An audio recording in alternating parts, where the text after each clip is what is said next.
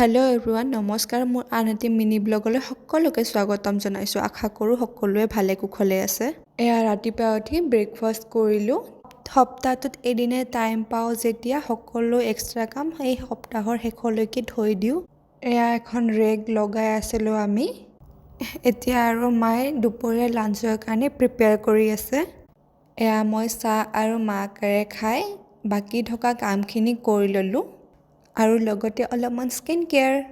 এইটো ঘৰতে বনোৱা মাস্ক হয়। গা পা ধুই এতিয়া মই লাঞ্চ কৰিলোঁ। লাঞ্চ কৰি উঠি অকণমান শুই উঠি মই এটা ৰীল বনাবৰ কাৰণে ৰেডি হৈ আছোঁ। ৰীলটো মই আপলোড কৰিছোঁ ইনষ্টাগ্ৰামত, চাব পাৰে। আজি ঘৰতে আছোঁ যেতিয়া মা আৰু মই বজাৰলৈ গ'লোঁ। বজাৰৰ পৰা আহি মায়ে দৈ চিৰা বনাইছিলে, তেনেকৈ দৈ চিৰা অকণমানকৈ খুৱাই দিলে মায়ে। তাৰপিছত মোৰ মানে দুটামান পাৰ্চেল আহিছিলে, মই চোৱাই নাছিলোঁ, তাকেই খুলি চালোঁ কি কি আহিছে।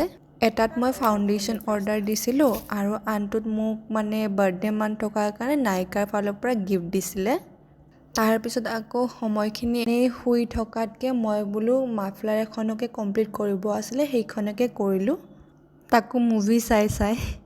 আমি ৰাতি অকণমান সোনকালে ডিনাৰটো কৰোঁ। এয়া মোৰ ফেভৰেট বনাইছিলে আজি, সকলোখিনি মোৰেই প্ৰিয়। আজিলৈ ইমানে। থেংক ইউ ফৰ ৱাচিং and please do subscribe. Bye bye.